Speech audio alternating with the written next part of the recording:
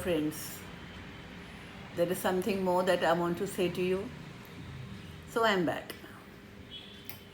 Friends, we see in our society that we really work hard to nurture relationships, to make friends, to maintain friends. But sometimes what happens is that in spite of all our efforts, there is something that just comes and breaks relationships. Now, I want to tell you what I feel about this matter. I will let you know about two of my friends and their friendship. There are two ladies who were very good friends, very close. They were spending most of the time together. They had common experiences, common things to share. And they were so close as families that if one couple had to leave Mumbai and go out of station, they would leave their kids with that friend. And once what happened, the other friend had a death in the family, and the first friend, she employed a cook in her house, and she got food ready for about 15-16 people every day for 15 days, and she sent lunch and dinner to her friend's house. So there was so much of caring, so much of love, so much of oneness, and the families were very close. The husbands of the two friends also became friends, and they used to go out for picnics and outings. And then once what happened was that the husbands had an argument and a disagreement, and that broke that friendship. The two ladies stopped talking to each other, stopped visiting, obviously. Now, we were quite taken aback, and when we would meet one lady, she would only go on saying, I did so much for this person, I did so much for her, and I was doing more than I could have done for anybody else, and it got all wasted. Similarly, the other lady, when she met us, kept saying, I did so much, I thought so much. And both of them forgot what the other person had done for them. This is what is prevalent in many ways in our society.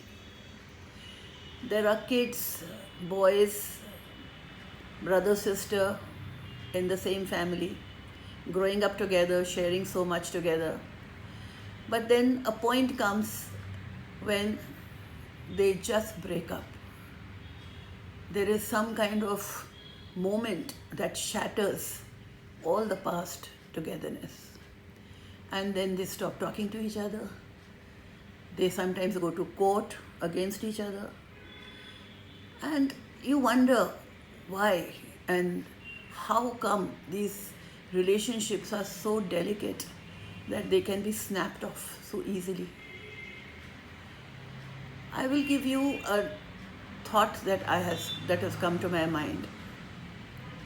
Take the example of lighting earthen lamps, which we call diyas. Now, when you have to light those diyas, of course you have to make an effort. First of all, you procure the diyas, then you make the cotton stems that go inside, then you take oil and fill up the diyas, and finally you light the diyas. And when you have lit many diyas, a gust of wind comes and it blows off all the diyas in one go. This example shows that it is the gust of wind which has to be really taken care of. When we get into such close relationships, we have to fortify ourselves against this gust of wind.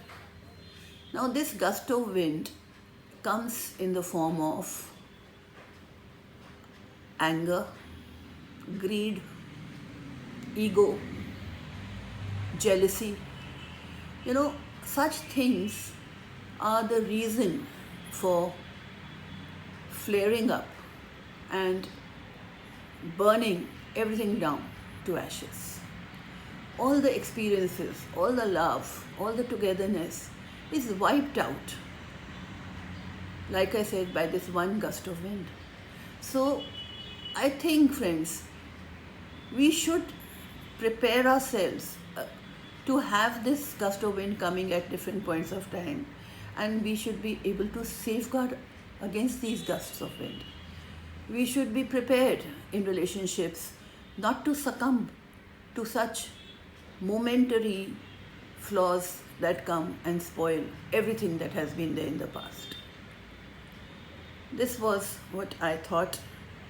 It's not easy to handle such situations. There is no solution as such, but it's really sad when relationships over long periods of time get snapped because of a small momentary anger or wrong, and then nothing is left. Nothing is left out of that relationship.